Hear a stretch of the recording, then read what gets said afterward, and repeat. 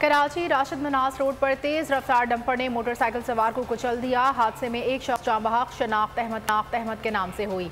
मुश्तइल अफराद ने डंपर को आग लगा दी। ड्राइवर मौके से फरार हो गया। ये मनाजिर आप बोल न्यूज़ के टेलीविजन स्क्रीन पर देख सकते हैं कि किस तरह से इस गाड़ी को आग लगाई गई है।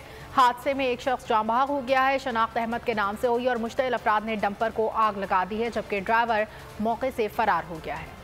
कराची राशिद मनास रोड पर तेज रफ्तार डंपर ने मोटरसाइकिल सवार को कुचल दिया।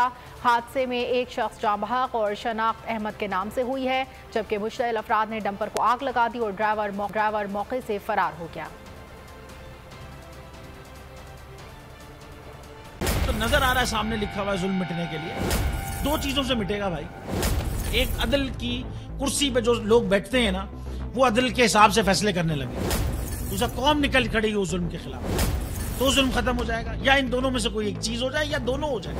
अगर 420 का मुकदमा था, उस वक्त अदलिया में जो लोग बैठे हुए केस देख रहे थे, वो पूछते ना यार चीट हुआ कौन है।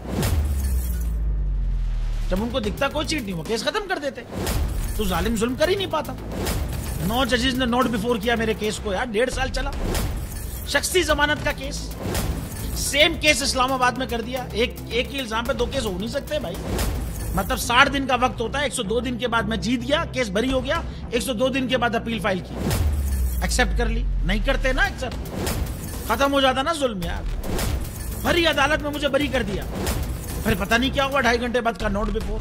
मैं नहीं सुनता ये केस, खड़े रहते अपने फैसले पे, मिट जाता जुल्म। अल्लाह ताला ने बिठाया इन कुर्सियों पे इनको यार, ये अल्लाह ताला की तरफ से फैसले करने हैं।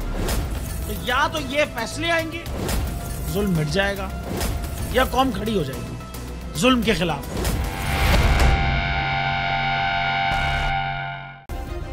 सब्सक्राइब करें और बेल दबाएं ताकि कोई खबर रह न जाए।